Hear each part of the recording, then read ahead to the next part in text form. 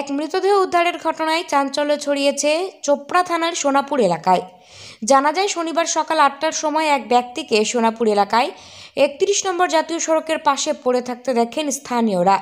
খবর দেওয়া হয় চোপড়া থানার পুলিশকে। পুলিশ ঘটনাস্থলে পৌঁছে মৃতদেহ উদ্ধার করে ময়নাতদন্তের জন্য ইসলামপুর মহকুমা হাসপাতালে পাঠানোর পাশাপাশি ঘটনা তদন্ত শুরু করেছে চোপড়া থানার পুলিশ। পুলিশ সূত্রে জানা গিয়েছে, মৃত ব্যক্তির নাম মনসুর আলী, বিহারের বাসিন্দা। স্থানীয় সূত্রে জানা যায়, মৃত ব্যক্তি ও তার মা সোনাপুর এলাকায় বেশ কিছুদিন ধরে ভিক্ষা করে খেতেন এবং জটিল রোগে ভুগছিলেন। তবে কী কারণে তার মৃত্যু হলো, ঘটনা তদন্ত শুরু করেছে পুলিশ। চোপড়া থেকে গোপাল সরকারের রিপোর্ট, উত্তরবঙ্গ টুডে 24। দুইজন বুড়া বুড়ি থাকতো, সারাদিন ভিক্ষা করতো আর রাত্রেবেলা আসে এখানে থাকতো।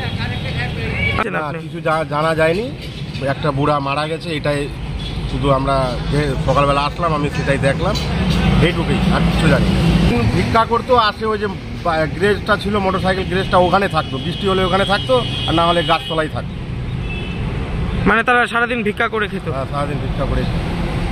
কোন জায়গায় ঘটনাটা ঘটেছে? এটা ওই যে আপনার ওয়ান শপটা আছে, ওয়ান শপটার পাশে।